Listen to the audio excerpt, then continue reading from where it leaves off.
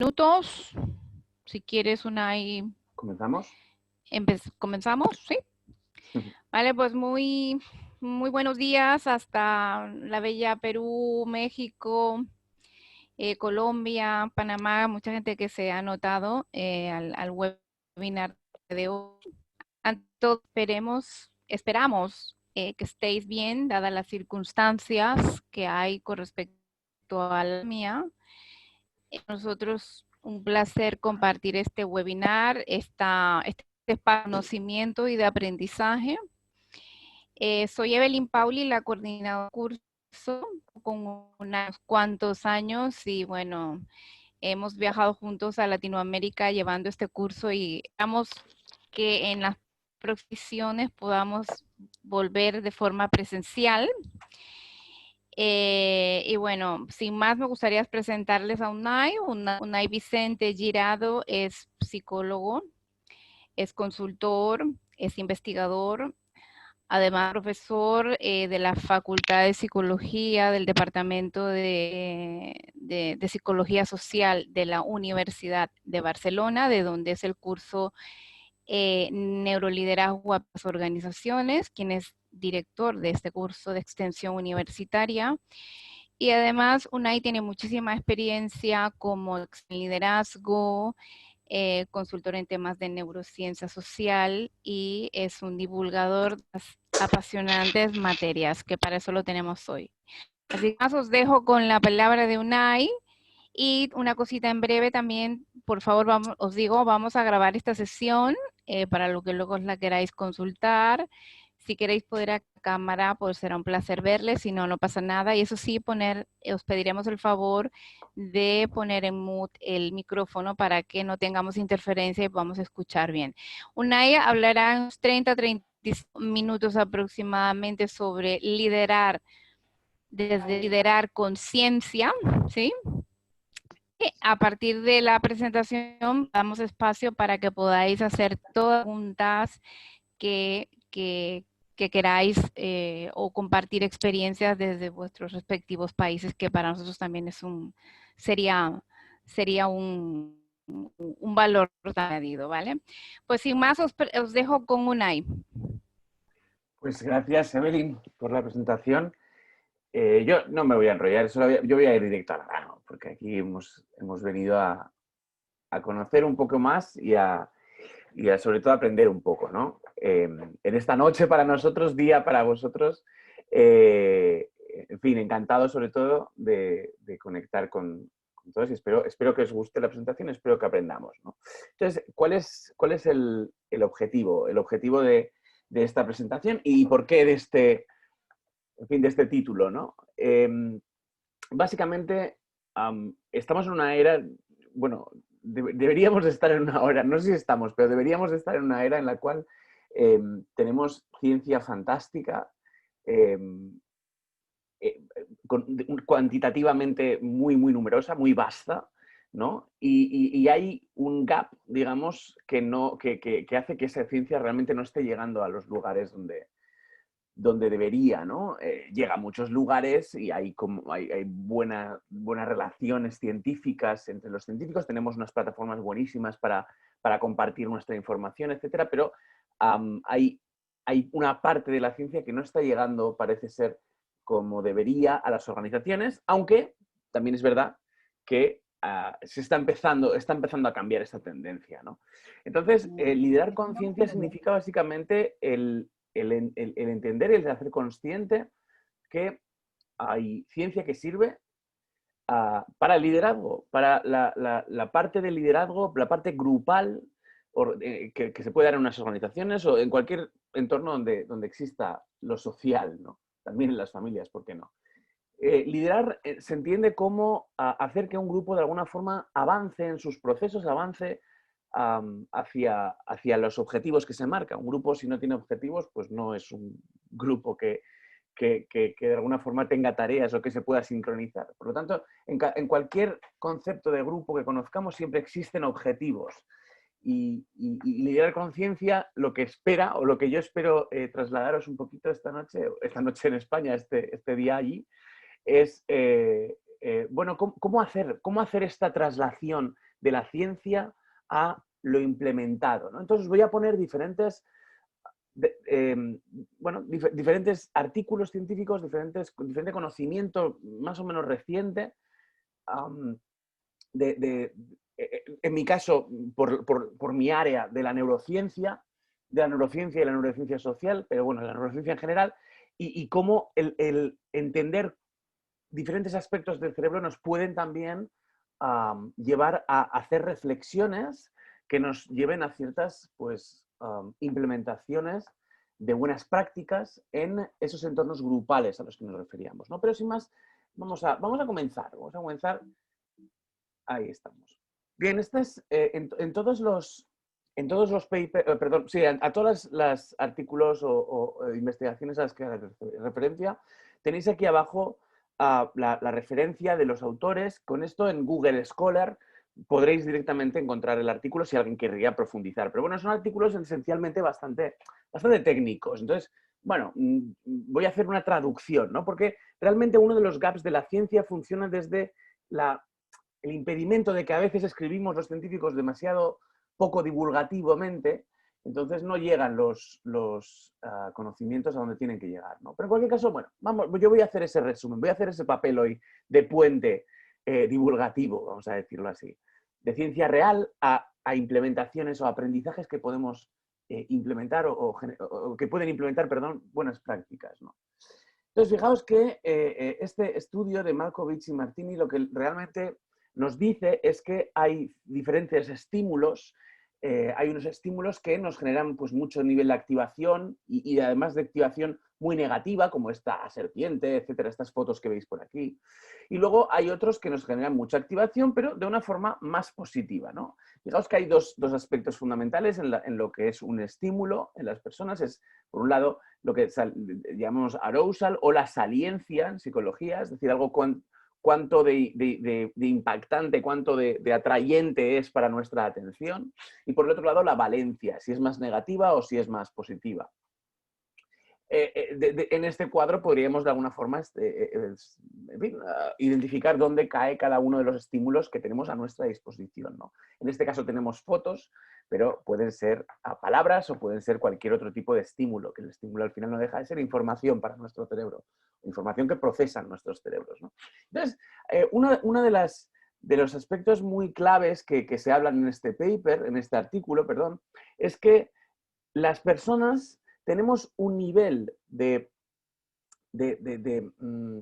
¿cómo decirlo? De conciencia, no, de permeabilidad, perdón, a estos estímulos que es diferente. Es decir, que para mí algo que puede ser muy, muy negativo, ¿no? Como por ejemplo esta foto de esta serpiente, imaginémonos que yo soy una persona que trabaja con serpientes día a día, pues seguramente este valor o esta foto, pues a lo mejor hasta incluso me puede en fin, me puede generar una valencia más positiva. Entonces, hay una gran variabilidad entre las intensidades y entre las valencias en los estímulos, y esto ya nos hace entender que las percepciones de las personas, simplemente por el nivel diferente de intensidad y valencia que pueden tener los estímulos, ya genera percepciones absolutamente distintas, distinguidas de la realidad o de la experiencia de la realidad, ¿no?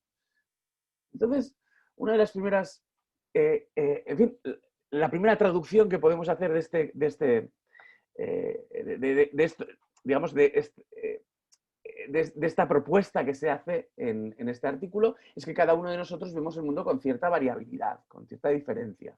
Y también otra de las consecuencias o las conclusiones que podemos extraer es que las percepciones, en un grupo pueden ser muy diversas. Entonces, entendiendo que esto es lo que ocurre, ¿no? Y esto es lo que nos enseña este paper, pues podemos establecer una buena práctica, algo que pueda ayudar a entender que esta realidad es así y que no podemos luchar contra ella, pero que nos podemos aliar a ella. Y una buena práctica que se nos puede ocurrir asociada a esta información es que alinear expectativas y percepciones se ha de convertir en una tarea más para evitar que existan disincronías demasiado insalvables. Es decir, que las personas hablemos, que compartamos espacio y tiempo para que podamos alinear lo que para ti es más intenso o lo que para mí es más intenso para que podamos establecer pues, maneras de comprendernos mejor, ¿no? Es decir, lo que nos enseña esto, lo que nos enseña que los grupos, las personas tengamos diferentes percepciones, es que tenemos que entender que ha de haber una inversión de tiempo y espacio para que las personas puedan conocerse más, puedan identificarse más y sobre todo puedan generar libros o manuales de comprensión de los unos con los otros, ¿no? Vamos a la siguiente. Por ejemplo, fijaos cómo este estudio de Lee básicamente lo que hace es entender, o lo que propone, lo que nos propone es que el procesamiento de todos los estímulos que tenemos están cargados emocionalmente. Es decir, que todos los procesamientos que se hacen en saliencia, en esfuerzo, en expectativa, en valor, toda la información que pasa por nuestro cerebro pasa también al mismo tiempo por un filtro que tiene que en el que hay una cierta retroalimentación que tiene que ver con la emoción y con el estado emocional que esa persona esté en ese momento. Hay una cosa que es el estado y otra cosa es el rasgo. Entonces, las personas de alguna forma tenemos unas ciertas tendencias más o menos prototípicas, pero hay otras cosas que tienen que ver con las circunstancias, ¿no? Pues, por ejemplo, pues porque hemos estado en un atasco y estamos enfadados o lo que sea. Hay una serie de contextos que nos generan ciertos estados a las personas que ese estado va a tener también una, en fin, un efecto en el procesamiento afectivo de la información, ¿no? Entonces, entendiendo esto, otra vez uy, perdón. Ay, otra vez las conclusiones que podemos extraer de aquí es que las emociones y el estado de ánimo juegan un papel distorsionador e inhibidor de la atención hacia las tareas que requieran recursos cognitivos. Es decir, que las emociones van a generar de distorsionador de nuestras funciones cognitivas, de nuestro procesamiento o capacidad de procesamiento. Y otra conclusión es que hay un efecto continuo de influencia entre el procesamiento afectivo y la capacidad de procesamiento de la información. Pues bien, pues buenas prácticas que podemos extraer o que podemos imaginar para aceptar esta realidad. Pues, por ejemplo, habilitar espacios o momentos de centrado. ¿Qué es esto? Espacios o momentos de centrado, básicamente, esto lo hacen mucho las empresas que están incorporando poco a poco mindfulness, por ejemplo, a sus, como procesos, como parte de sus procesos de trabajo. Es decir, personas que, o los grupos en los cuales se centran un momento en ver y pensar en el presente, en el aquí y la ahora, ¿no? Eso es habilitar espacios y momentos de centrado. Entonces, básicamente para que haya menos distorsiones. Luego, sistematizar momentos para alinear y sincronizar estados mentales. O sea, es decir, lo que nos enseñan, las buenas prácticas que podemos extraer de este conocimiento es precisamente eso. Vamos a ver de qué forma se pueden... Yo he hablado de mindfulness, pero puedes hacerlo con muchísimas cosas. Yo he visto de todo. Yo he visto, por ejemplo, empresas o grupos que utilizan una pelota y entonces hacen ciertas dinámicas con la pelota para que la gente se centre en la pelota. Entonces se pasan la pelota unos a otros y tratan de que no se caiga, por ejemplo, o lo hacen con la parte de arriba de la mano para que sea un poco más complicado. Entonces, fijaos que al final da igual, son formas, son tareas, actividades sincrónicas o actividades motoras sincrónicas en algunos sentidos, otras veces puede ser la respiración, etcétera, puede ser lo que sea, pero en cualquier caso son momentos o actividades que sirven para centrar, para que precisamente esto que aparece aquí sea lo menos inhibidor o lo menos distorsionador, mejor dicho, posible de lo que es el procesamiento de la información. ¿Sí? Si nos centramos en el presente, si nos centramos en aquí y en ahora, seguramente seremos más capaces de procesar sin esas distorsiones, ¿no? Entonces, es una buena práctica hacer pequeñas actividades, pequeños juegos, por ejemplo, como es lo que os he dicho, para centrar la atención de las personas, ¿no? En un grupo antes de ponerse a hablar o reflexionar o discutir, etc. Bien, esto es un poquito más o menos lo mismo. Aquí es, de alguna forma, es un paso más incluso porque aquí ya vemos las diferentes vías de conexión, pero sobre todo de distorsión, y vemos como la amígdala que está aquí, que la amígdala básicamente es un núcleo que procesa todo el procesamiento del miedo, etcétera, participa en absolutamente todos los procesos cerebrales que tienen que ver con procesamiento de la información. Todos, todos. Antes simplemente pensábamos que era en la validación del estímulo, ¿sí? En la percepción, en cómo valoramos lo que tenemos delante nuestro. Ahora somos más conscientes de que la amígdala, de que el procesamiento del miedo es mucho más holístico, es absolutamente general en cuanto a cómo el cerebro computa con la información que tiene a su disposición, ¿no?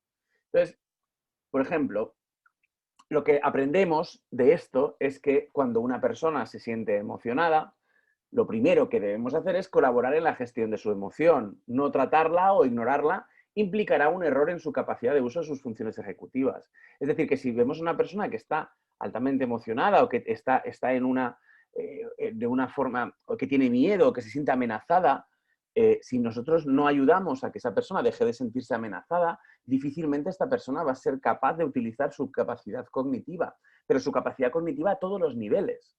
No solamente para entender lo que le estamos diciendo, sino también a lo mejor para aportar ideas, para aportar creatividad o para aportar, en fin, cualquier tipo de iniciativa, ¿no?, que pueda tener, para priorizar, para comprender, para, en fin, para todo lo que son las funciones ejecutivas, ¿no? Entonces, si alguien está emocionado en un grupo, eso tiene que ser la prioridad del grupo. No gestionar eso e ignorarlo implicaría básicamente no solo que esa persona va a ejercer de distorsionador al resto de personas, porque claro, cuando una persona está amenazada o se siente mal, eso es, en fin, todas las atenciones del resto de personas del grupo van a ir hacia esa persona, pero no solo eso, sino que si queremos que esa persona, si queremos recuperar a esa persona para que nos ayude en lo que tengamos que hacer, en nuestra toma de decisiones, en lo que sea, pues evidentemente tenemos que priorizar la gestión de las emociones, ¿no? Porque si no, esa persona no va a ser capaz de utilizar su capacidad cognitiva.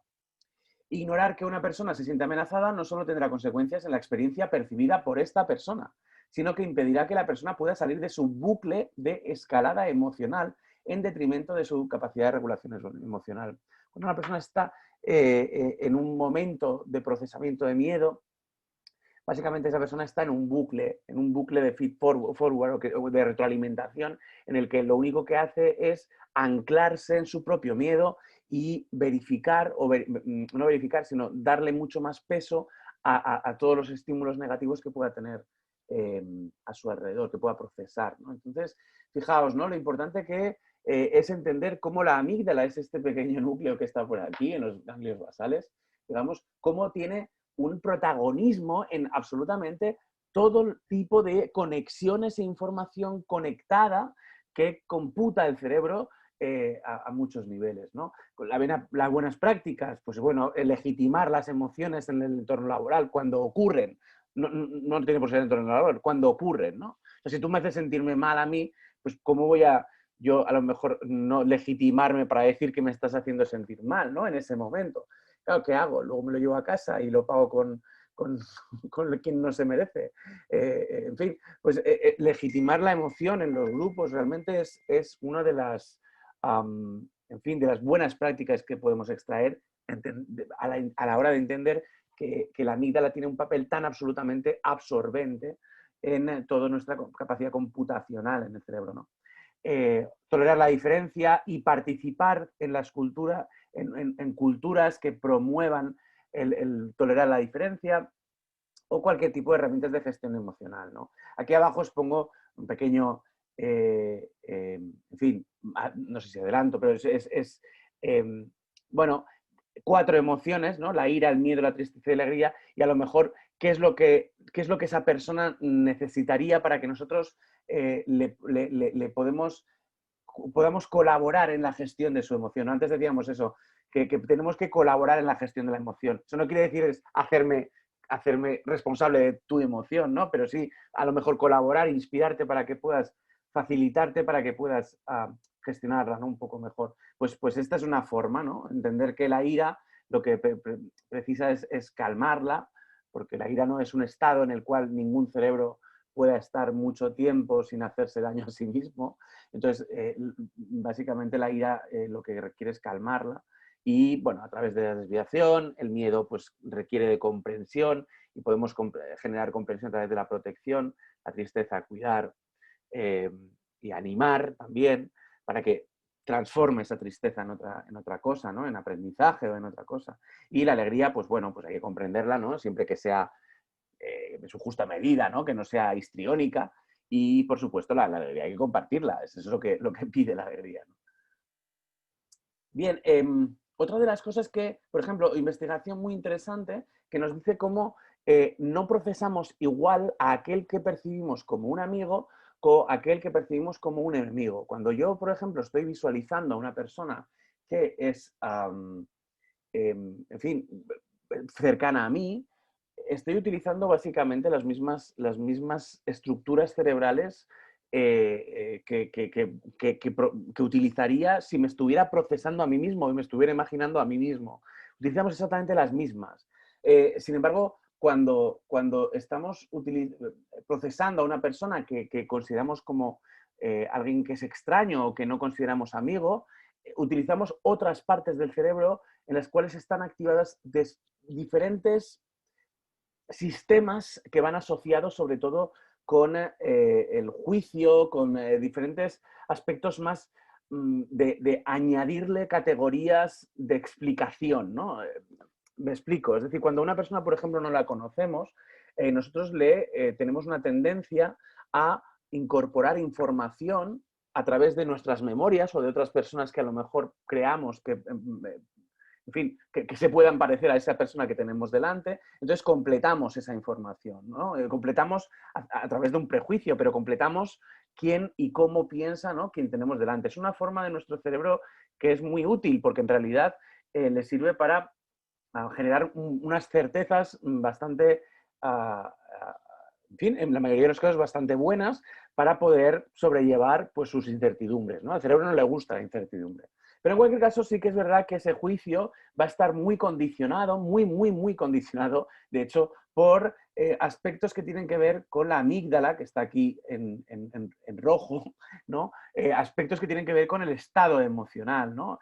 Entonces, en fin, eso va a haber una mayor variabilidad. Entonces, aquí dice que los mecanismos y patrones de activación en tareas muestran, bueno, en fin, no, espera, que tengo aquí las conclusiones, perdón.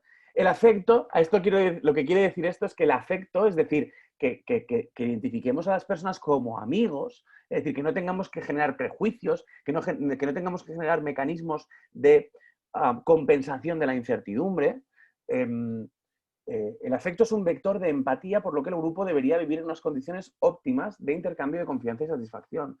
Es decir, el afecto o el ver a las personas como amigos o como, en fin, gente afín, lo que nos hace es que nuestro cerebro genere una cantidad menor, como veis aquí, de activaciones sociales. ¿Sí? Entonces, digamos que nos relajamos y en ese relajarse también podemos ser más capaces de utilizar otras partes de nuestro cerebro que tienen que ver con nuestras capacidades cognitivas, por ejemplo, ¿no? Trabajar la identificación y la categorización de los miembros, que la gente se conozca, que se comprenda, que se comprenda también en situaciones diferentes. En fin, en lo informal también, ¿por qué no? Hacer que las personas se sientan y se perciban como parecidos o semejantes implica una distorsión positiva en su procesamiento y el incremento del sentimiento de cohesión. Entonces, la buena práctica es tratar la confianza como un factor a desarrollar por todos los miembros del grupo. O sea, entender que el grupo se comunica o se entiende o usa el lenguaje del afecto y desde ahí es donde realmente es más capaz de generar creatividad o generar valor añadido, ¿no? Bien, aquí en este otro artículo, básicamente lo que nos explican es que cuando la amígdala se activa, eso genera o implica, la amígdala, recordad que es el centro de procesamiento del miedo, eso tiene unas consecuencias bioquímicas, de hecho comienza una cascada bioquímica que empieza en el hipotálamo, en la glándula pituitaria, etcétera, que acaba, en las glándulas adrenales, que acaba, perdón, por generar una liberación de una sustancia inflamatoria y, por qué no decirlo, cancerígena a largo plazo, como el cortisol en nuestro organismo. Es decir, el hecho de que nosotros vivamos de una forma amenazada o con miedo, o que lideremos con miedo, o que nos lideren con miedo, eso tiene unas consecuencias en nuestra salud, ¿no? Directa. Y es básicamente porque nuestro cerebro entiende que tiene que prepararse para las dos únicas respuestas que son válidas ante el miedo, que son la lucha o la huida. Entonces, ambas respuestas requieren de una hiperactivación de nuestros músculos, etcétera, y para ello el cerebro pues segrega, mejor dicho, todas estas digamos, moléculas inflamatorias, ¿no? Al cuerpo. Claro, esto en un momento determinado en el cual estás huyendo o estás, en fin, enfrentándote a un estímulo aversivo, en un momento determinado, muy concreto, pues evidentemente es un mecanismo muy adaptativo. Imaginaos que estáis por la calle y de repente os aparece un león. Pues el hecho de que a lo mejor salgáis corriendo y os metáis en una tienda o una cosa como estas, pues a lo mejor os puede salvar la vida. Quiero decir, hemos llegado a nuestras vidas, a nuestros días, porque precisamente este mecanismo ha hecho un buen trabajo. Entonces, no obstante, también es el que tengamos todo este circuito abierto, vamos a decirlo así, o activo con suficiente tiempo o de manera demasiado sostenida, demasiado prolongada, pues también genera de forma irremediable pues, determinadas consecuencias en la salud, ¿no? Que tiene que ver precisamente por esa segregación de moléculas inflamatorias en nuestro cuerpo, ¿no? Y bueno, todo lo que sea inflamatorio, pues os podéis imaginar, pues puede empezar desde la hipertensión arterial, pues todo tipo de cánceres, hepatitis, por supuesto, en fin, todo. O sea, al final, cualquier presencia acumulada de la inflamación pues puede generar cualquier tipo de mutágeno, ¿no? En fin. Claro, ¿qué aprendemos de aquí? ¿Cuáles son las conclusiones, ¿no? Pues que las interacciones satisfactorias, un buen ambiente y lazos afectivos de calidad son síntoma de buena salud, pero no solo es un síntoma de buena salud, es decir, que la ausencia de miedo es síntoma de que, en fin, no solo no nos estamos haciendo daño, sino que podemos utilizar el resto de nuestro cerebro. Porque claro, cuando la amígdala se activa y cuando estamos en modo lucha-huida, evidentemente no somos capaces de utilizar nuestro cerebro en su máxima capacidad. Entonces, un ambiente que tenga interacciones satisfactorias, un buen ambiente, etcétera, pues evidentemente va a ser más propicio a que las personas pues, sean más capaces de generar, bueno, de utilizar o de imprimir su talento, ¿no? Disminuir las posibilidades de que una persona se sienta amenazada correlaciona con la cantidad de patógenos inflamatorios que van a tener esas mismas personas en su organismo. Entonces, las buenas prácticas básicamente es desterrar el miedo, o sea, entender que el miedo cuando se siente, cuando se identifica, cuando se percibe, es una cosa que tiene que de alguna forma pasar a primer plano para que sea tratada y gestionada, porque es que si no, realmente lo que puede ocurrir es que el grupo esté condicionado por ese miedo, ¿no? Entonces, siempre hay que tratar el miedo para que el grupo sea un espacio de certidumbre y donde, en fin, se viva en ausencia precisamente de ese miedo. Otro artículo muy interesante que nos dice que las personas, cuando trabajamos conjuntamente, hay una serie de señales que son, bueno, de señales, de frecuencias, mejor dicho, de activación de nuestras neuronas, que siguen un patrón igual, o sea, no similar además, es que es igual. O sea, directamente cuando hay una buena sincronización entre dos personas, nuestros cerebros, ahora yo de hecho estoy hablando y el que más me esté escuchando seguramente, el que más me esté empatizando conmigo, seguramente mi cerebro y el suyo, aunque yo no te vea, pero nos estemos sincronizando a algún nivel, ¿no? Sobre todo de las neuronas auditivas. Pero bueno, pero por supuesto cuando estaríamos, si os viera la cámara o si os viera cara a cara, pues sería esto muchísimo más potente, ¿no? Pero lo que está claro es que cuando las personas llegan a un nivel de sincronización determinada, cuando son capaces de pensar y percibir y alinearse al mismo nivel y toman decisiones mucho más rápido y no solo se complementan, sino se acumulan, es decir, que lo que de una dice la otra lo usa, etc. Entonces, se llegan a procesos de creatividad brutales, ¿no? O sea, cuando hay un cúmulo de personas, un conjunto de personas que son capaces de generar esta sincronización entre ellas, pues, en fin, son capaces también de que sus cerebros se multipliquen, ¿no? Diciéndolo así un poquito simplista, pero que es verdad en otra... eh. Entonces, fijaos lo que podemos aprender de este artículo, sin entrar mucho, ¿no? Que es que un grupo que comparte capacidad predictiva, que comparte procesamiento perceptivo, que entiende cuando alguien usa una palabra, qué valor tiene esa palabra para todos los miembros del grupo, cuando a lo mejor todo el mundo tiene claro cuál es el procedimiento, cuando todo el mundo tiene claro en qué momento están, cuando todo el mundo entiende que hay una cultura en la cual se legitima que las personas puedan hablar de sus emociones o que puedan tolerarse en el error o que están ahí para aprender mutuamente, etcétera, es que será un grupo que llegará a tomar decisiones mucho más convergentes, ¿no? Entonces, hay que buscar esta sincronización de forma activa. Entonces, la forma de buscar es básicamente sistematizar espacios y momentos de alimento. Y yo cuando digo sistematizar espacios, es básicamente que se calendaricen, o sea, que se constituyan como norma.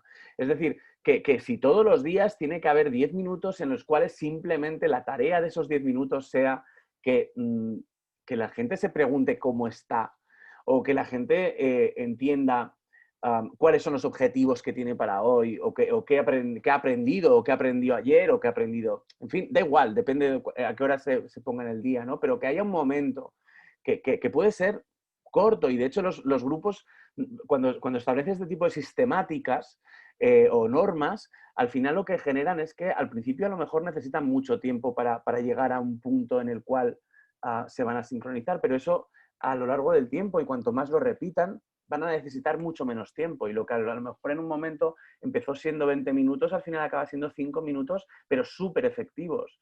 Entonces, no es inmediato, pero puede llegar a eso, ¿no? Pero lo que nos enseña, desde luego, es que cuando, o sea, este concepto que os hablaba de la sincronización es que los cerebros se sincronizan y que tenemos que hacer que se sincronicen, porque cuando se sincronizan es cuando están en mayor fluir, ¿no? Entre ellos.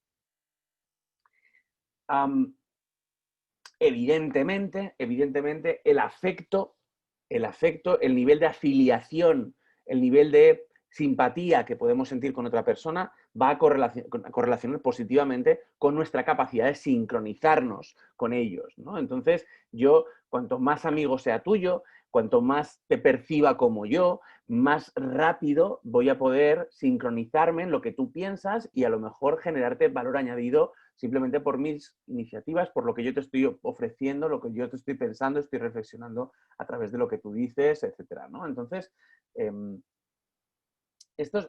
ambos estudios, tanto el de Szymanski como el de Casciopo, por cierto, son de los primeros estudios que se hicieron con dos personas, que esto se llama social neuroscience, o la neurociencia social, que es neurociencia, pero ya estudiando a dos personas simultáneamente, ¿no? Que es un poco lo que hago yo, en realidad. Yo estoy en esta rama de la neurociencia, en la cual estudiamos dos cerebros al mismo tiempo, ¿no? Básicamente para ver procesos de interacción social.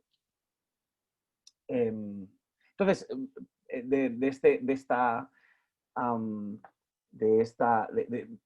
las conclusiones, perdón, que obtenemos de este paper, perdonadme, pero aquí ya son las 10:30 de la noche y después de estar todo el día trabajando, a lo mejor me veis que me trabo un poco, es el cansancio, pero estoy bien, un poco de paciencia.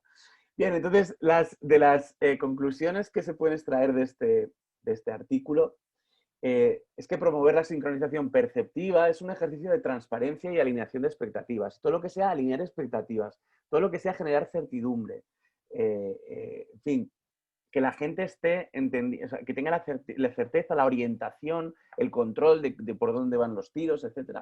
Eso va a provocar una mayor sincronización. Y si nos sincronizamos más, nos percibimos más semejantes, ¿no? De hecho, este artículo correlaciona mucho con este que os he enseñado antes, ¿no? O sea, cuanto más estemos sincronizados, estas activaciones mínimas que se generan en el cerebro serán aún más mínimas, serán más parecidas a nosotros mismos, ¿no? A procesarlo a nosotros mismos, perdón. Entonces, la buena práctica que podemos... voy a abrir la puerta a mi gata, que tiene ganas de entrar. Bien, entonces, La buena práctica, evidentemente, que podemos extraer de este conocimiento es que de estructurar momentos por los cuales las personas generan intercambios, visión y expectativas es importante, ¿no? Estamos un poquito en lo mismo, es decir, vale, todo este entendimiento de que las personas en un grupo tienen que generar lazos afectivos, que a través de que generen lazos afectivos también pueden pueden ampliar su nivel de sincronización, pues sistematízalo, estructúralo, normativízalo, haz que las personas puedan disponer de este espacio-tiempo que sea simplemente para eso, que la tarea sea eso. Esto, por ejemplo, es una de las cosas que más he recomendado sobre todo durante la parte, bueno, ahora en algunos sitios de Latinoamérica estáis en pleno confinamiento, nosotros esto ya lo hemos pasado, no sé si vamos a volver, que igual sí, pero de momento lo hemos pasado. Pero en el momento de pleno confinamiento aquí en España, yo muchas veces a muchos líderes lo que les decía es que lo que su grupo más necesita en este momento es que ese grupo de alguna forma pueda disponer de los espacios y los tiempos de no trabajar, de simplemente preguntarse y poder identificarse y poder afiliarse entre ellos, ¿no? Para que puedan establecer, pues bueno, empatía entre ellos. Y otro esto también proviene de la neurociencia social, y es que nuestro nivel de influencia está directamente relacionado con nuestra capacidad de sincronizarse con el otro, esto ya lo hemos dicho, y la emergencia de nuestra percepción de liderazgo correlaciona con la calidad y no la cantidad de interacciones que se orientan hacia el objetivo. Y esto es muy interesante, porque en muchas ocasiones esto es una lanza en contra, vamos a decir, del micromanagement, ¿no? A veces pensamos que si decimos muchas veces una cosa, se nos va a hacer más caso, y eso en realidad no tiene por qué ser así. La influencia no se genera por la cantidad de veces que dices algo, sino por cómo eso que estás diciendo se alinea o se puede sincronizar con lo que esa persona está capaz o está dispuesta a percibir o a recibir, ¿no? Entonces, esto es muy, muy importante. Las acciones de liderazgo generan movimiento siempre y cuando éstas estén en sincronía con la necesidad del grupo y el momento en el que se dan. Puedes decir en momentos que, en fin, que quieres que la gente haga determinadas cosas, pero si la gente no tiene las condiciones o no se dan las condiciones o no tiene la necesidad para entender que eso que tú estás diciendo es lo que tienen que hacer, es porque seguramente no has sido capaz de sincronizar tu mensaje con la necesidad del grupo. ¿Qué quiere decir esto? Que en muchas ocasiones nosotros no damos toda la información y esperamos que la gente haga porque parece como que estuvieran en nuestra cabeza y tuvieran que entendernos simplemente, ¿no? De facto. Y no es así. De hecho, en muchas ocasiones la gente no nos sigue porque no le hemos explicado bien por qué nos tiene que seguir. Entonces, yo creo que hay que, en fin, esta ciencia, digamos, estos estudios nos dicen básicamente que tenemos que sincronizar o alinearnos en las necesidades de los otros si queremos que los otros se movilicen o decidan movilizarse. Porque si no deciden movilizarse por sí mismos, entonces es cuando tenemos que recurrir a otros métodos como el miedo o como la autoridad, etcétera. Básicamente porque la gente no está dispuesta a seguirnos. Entonces, a lo mejor si en algún momento te ves, eso es una cosa que ya os digo, ¿no? Como diagnóstico, ¿no? Si en algún momento tienes como la sensación de que has tenido que ser duro con alguien para que hiciera algo, es que a lo mejor no has pensado muy bien cómo o ha habido un pequeño fallo en el cómo se ha transmitido la información o lo que tú querías que hiciera el otro, ¿no? A donde querías que fuera. Entonces, en fin, es muy importante. La persona que comunica se tiene que responsabilizar de lo que comunica y sobre todo, la comunicación no sería nada sin el emisor, pero también con el receptor. Entonces, tú tienes que responsabilizarte de que al receptor le llega lo que realmente tiene que llegarle, ¿no? Por mucho que haya una intención, por mucho que uno lo intente, si lo que se trata de influir no es sincrónico con lo que el grupo o la persona necesita, la efectividad del liderazgo se verá reducida siempre. ¿Vale? Entonces, hay que tratar de poner el interés del grupo por encima del interés personal.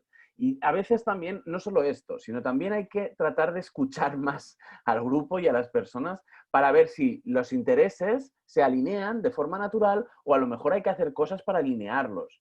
Porque esto no quiere decir simplemente que uno haga todo lo que los demás quieren. Esto quiere decir que hay que trabajar mucho, hay que sistematizar mucho espacios donde se alineen objetivos, espacios en los cuales haya cierta transparencia en por qué se hacen las cosas que se están haciendo y hacia dónde se quiere llegar, ¿no? ¿Cuál es la visión? Entonces, cuando eso está alineado, entonces ahí realmente el interés del grupo seguramente será más importante que el interés individual. Y hasta aquí hemos llegado. Creo que me pasa un poco del tiempo, pero bueno, no pasa nada. Entonces sí que me gustaría dar unos minutitos para que me preguntéis. Pero antes que nada, Estamos bien de tiempo, Unai, o sea, estamos antes que bien, nada, estamos bien. a lo mejor, Evelyn, si no, simplemente les ponemos eh, en fin, estas son Ah, las sí, fechas, explicas un sí, poquito y después ya sí, doy el paso a las preguntas. ¿Te parece? sí, Así sí, sí, quito después la presentación. vale, genial. A ver, si el que luego quiera hacer preguntas, nada más pide la palabra o desactiva el audio y ya está. A ver, comentaros que este curso de neuroliderazgo aplicado a las organizaciones lo hemos tenido normalmente de forma presencial, en el que hemos tenido el placer, cierto, Unai, de viajar a Chile, a Colombia, en varias ediciones para hacerlo, pero bueno, dada el contexto que vivimos, pues no podemos viajar. Que hasta que hemos decidido innovar, hemos decidido apostarlo por lo cual. Por tanto, esta edición la presentamos online para Latinoamérica, también para España, es la misma edición para ambas, tanto a nivel internacional, solo que en diferentes fechas, porque lo hemos pensado, son 20 horas, ¿no? Y hacerlo, pues, 4 horas de Latinoamérica, todos los sábados del mes de octubre, empezando el 3 de octubre hasta el último sábado. Y os digo concretamente cuáles son las fechas de octubre rápidamente. Bueno, todos los Eh, sábados de octubre, ¿no? Ya Sí, está. 3 de octubre, 10 de octubre, 17, 24 y 31 de octubre. Son clavados todos los días sábados del mes de octubre. Cada día son 4 horas en el que pues vais a aprender últimos avances en cuanto a las neurociencias para el liderazgo y todo esto aplicarlo a nuestras organizaciones, pues es un curso que está especialmente diseñado para personas que gestionan, ¿no? O sea, que llevan equipos, grupos de trabajo y que pues quieren aprender las últimas tendencias, y además hemos agregado 2 bloques nuevos dadas las circunstancias, ¿no? Dado lo que estamos viviendo, ya que ahora toca liderar de forma virtual, ¿no? De forma en que no es presencial, y de ver de qué manera pues podemos aportar valor y sobre todo herramientas y recursos para que pues aquellas personas que se quieran apuntar en el curso pues van las últimas, digamos, liderar en tiempos de crisis y también tomar decisiones, ¿no? Cómo se toman decisiones en temas, en todo lo que nos puede aportar las neurociencias, un poco como lo que nos ha explicado una de cómo funciona nuestro cerebro, cómo las emociones también, que de hecho son información, ¿no? Cómo afectan, ¿no?, en el grupo, y cómo pues, el usuario pues, puede aprender esto para poder gestionar sus equipos y hacer de las empresas pues organizaciones felices, contentas, sanas, espacios donde las personas, como bien como tú, Unai, pues tengan libertad para poder crear, para par, y donde haya un ambiente de competitividad y no y de alto rendimiento. Así que este es el curso que presentamos de forma online. Las inscripciones están abiertas. El que nos ha escuchado y le interesaría pues profundizar, escribir un mail y yo le envío toda la información. Las inscripciones y las matrículas están abiertas, de hecho, hasta el 30 de septiembre, o sea que hay tiempo para que lo hagan. todos los detalles de cómo hacer matrícula y tal, pues me pueden escribir directamente a mí, que soy la, como ya me presenté, pues servidora, la coordinadora del grupo. Y si hay alguien de aquí de España, haremos seguro en una edición de España, cuando hacemos, que son diferentes ediciones, lo hacemos como para acomodar los horarios, porque estamos a 6, 7 horas de diferencia con respecto a Latinoamérica, y pues queremos un poco acomodarnos a los horarios de cada zona. Así que pues es lo que presentamos. Estoy a vuestra disposición si queréis escribirme, pues ahí está mi correo, julia.edu, y será un placer atenderlos y atenderlas. Así que si alguien quiere hacernos alguna pregunta, estos nos quedan 13, 14 minutos. Sí, os invitamos también Adelante. ahora sí que a poneros un poco, bueno, la cámara y demás para eso, para que podamos, si acaso, bueno, alguna pregunta que tengáis, algún comentario, algo que hayáis reflexionado, algo que os haya sorprendido, algo que no estéis de acuerdo, algo que digáis, pues no sé, lo que sea, ¿eh? Cualquier comentario es bienvenido, pregunta o lo que sea. No, no hace falta activar el audio y ya está, ¿eh? Muchísimas gracias. Hola, mi nombre es José Rillo, Guadalajara, Jalisco. Una pregunta para el profesor Unai. Ahorita que estamos en México, estamos básicamente trabajando haciendo home office. ¿Cuál sería la mayor dificultad o cuál es el reto para poder tener dirigir con conciencia, tener este tipo de buenas prácticas, pero con todas las zonas que están haciendo su trabajo desde casa? ¿Cuál es el mayor reto? ¿Qué es lo que se vislumbra para usted? Desde mi punto de vista, el mayor reto, o sea, a ver, una cosa es la mayor dificultad y otra cosa. A ver, la mayor dificultad para la persona o para el grupo, de alguna forma, es que se alineen estados y percepciones. Y que eso también comporta o viene en consecuencia de la mayor dificultad, que es la conciliación familiar. La mayor dificultad de una persona que está en su casa trabajando es que si no vive sola, es que de alguna forma se va a encontrar con una dificultad de congenialidad con las dinámicas naturales que ocurren pues, con los niños, o si tiene niños, o con la mujer, o con quien sea, ¿no? Con el marido, quien sea. Entonces, el mayor problema de los liderazgos en remoto es que hay estados muy diferenciados. Entonces, ¿qué implica esto? Esto en esencia, y siendo muy corto, porque hay un bloque entero de esto, solo de esto, o sea, Claro. hay mucho que hablar, ¿no? Pero lo más importante de esto es básicamente que un líder que tenga que quiera tener esta consideración o estas consideraciones de las que hemos hablado, ¿no? De generar un entorno, unas condiciones de afiliación, de afecto, etcétera, tiene que disponer de tiempo en remoto, en Zoom, donde sea, pero tiene que disponer tiempo y tiene que facilitar tiempo para que las personas puedan hablar de sí mismas y puedan compartir sus vulnerabilidades. O sea, ¿qué es lo que les está siendo difícil? Y esto es algo que es lo más efectivo en el confinamiento. Yo conozco grupos en España, por ejemplo, que solo se conectaban para hablar de cómo se sentían, no de trabajo. El trabajo,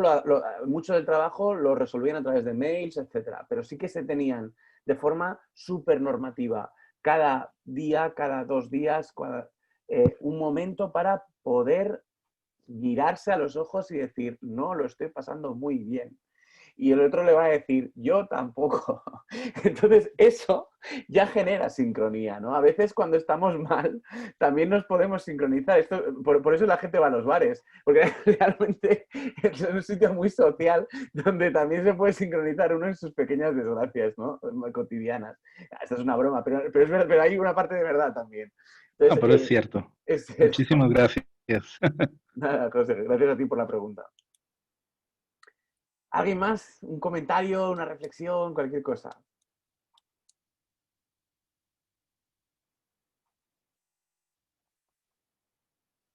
Podéis, si no queréis poner la cámara, podéis abrir el micro solamente.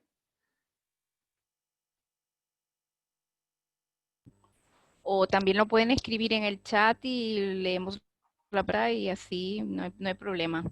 Como lo prefieran, que nos quedan unos minutos. O alguien quiera cortar su experiencia, ¿no? De cómo hay alguien que nos está escuchando, esté llevando equipos o grupos, yendo también. Ujú.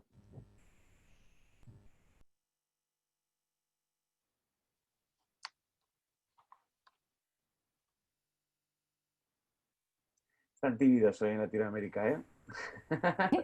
Excepto en México. En México no están bien.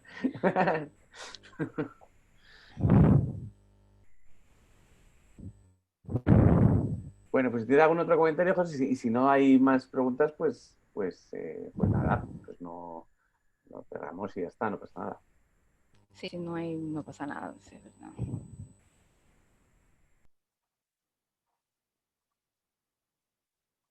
Ok, hay alguien que se llama iPhone, que supongo que no se le llamará iPhone, pero, pero que dice que qué herramientas verán en el curso. Herramientas, no sé si te puedes poner el micro y me puedes explicar un poco más a qué te refieres con la pregunta. Em, o sea, nosotros antes hemos dado... Soy Mónica. Ok, Mónica. Creo que debe ser Mónica desde Chile, ¿no? Creo. Bueno, Los tengo todos ahí. en cualquier caso, o sea, las herramientas, nosotros daremos 4 bloques, 5 bloques diferentes. Una cosa que no sé si lo hemos dicho, Evelyn, es que aparte de los 5 bloques que habrá de contenido, después también nosotros el año que viene esperemos que la cosa cambie mucho y a finales de año esperamos poder ir a las ediciones internacionales y evidentemente habrá también un día que acabaremos, digamos, el curso oficialmente de forma presencial, ¿de acuerdo? No Sí, solamente habrá la parte online, sino que nuestra intención es ir... eh, eh, es continuar llevando el presencial y eso es, pues todas las personas que se vayan a matricular desde Latinoamérica en esta edición especial online, pues cuando volvamos a hacer otra edición presencial a los países están respectivos, pues invitadísimos, claro. les haremos un plus Mm, de 8 horas eso es. incluidas en el precio de la matrícula. A ver, Unai, Mónica dice que cómo trabajar con alguna herramienta con los equipos para trabajar este Sí, tema. es absolutamente lo que vamos a hacer, Mónica, ¿eh? O sea, en los bloques, aparte de dar, en fin, esto de dar, en fin, el conocimiento y extraer del conocimiento las conclusiones y de ahí las buenas prácticas, en realidad yo os voy a dar el trabajo un poco más hecho. Es decir, yo a ver, siempre todo está basado en evidencia y evidentemente si alguien querrá en el curso lo que sea más información, pues yo siempre se la voy a dar, pero la idea es que nosotros damos directamente muchas conductas, muchos comportamientos que son como claves, no solo para lo que hemos hablado, sino para muchas otras cosas más, ¿no? Y sobre todo, pues bueno, para cómo, por ejemplo, desarrollar la confianza, porque esto puede ser muy ambiguo, de hecho es muy ambiguo, ¿no? Cuando alguien dice, no, tenemos que generar confianza, ¿esto qué es? ¿No? O sea, entonces nosotros en el grupo, en el curso, tenemos un compromiso por llevar esto a los hechos y a la realidad y a lo implementable, ¿eh? Entonces, el curso es muy, muy, muy, muy, muy práctico en ese sentido, práctico desde el sentido de practicable, ¿no? O sea, de que de lo teórico nosotros directamente os vamos a decir, os vamos a dar, identificar directamente, pues eso, qué conductas generan más influencia, qué conductas generan una mayor sincronización, etcétera. O sea, yo estos conceptos, por ejemplo, de como la sincronización, que os he hablado ahora un poquito, en el curso queda muchísimo más, en fin, explicado, ¿no? Y sobre todo llevado a cosas muy concretas, ¿eh? Entonces, en cuanto a las herramientas, daremos bastantes herramientas, entendiendo herramientas como eso, como formas de comportarse o formas de actuar en grupos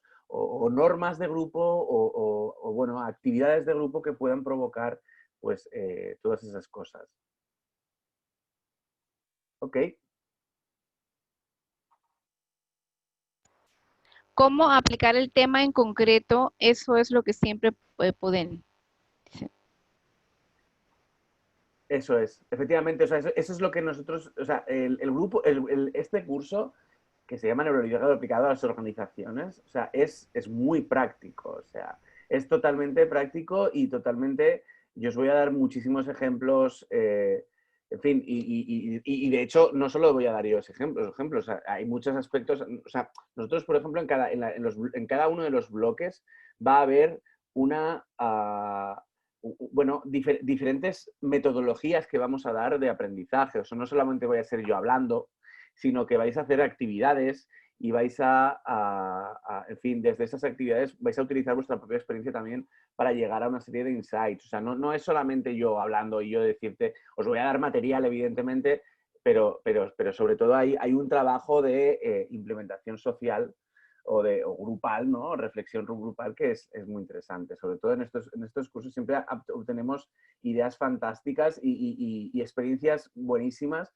A mí me encanta hacer este curso, sobre todo porque, bueno, sois todos personas de empresa que estáis en contacto directo con personas y dais unos ejemplos fantásticos que luego yo me los apunto y me los llevo. O sea, y los uso por ahí, aunque no lo sepáis y no os lo diré nunca, pero yo los uso por ahí. Así que bueno, es un aprendizaje social, ¿no? Conjunto, vamos a decirlo así. Bueno, pues Bueno, yo creo que, sí, yo creo que no hay más quien quiera hacer preguntas, además se nos acabó el tiempo, valioso tiempo. Muy bien, pues nada, gracias también a todos por estar aquí y bueno, pues nos vamos viendo. Un abrazo muy grande desde Vamos viendo España. y mucho ánimo y que vaya bien. Gracias, Unai. Gracias, Evelyn. Muchísimas gracias a los dos. Hasta luego. Gracias, Hasta José. luego. Hasta pronto. Chao, chao.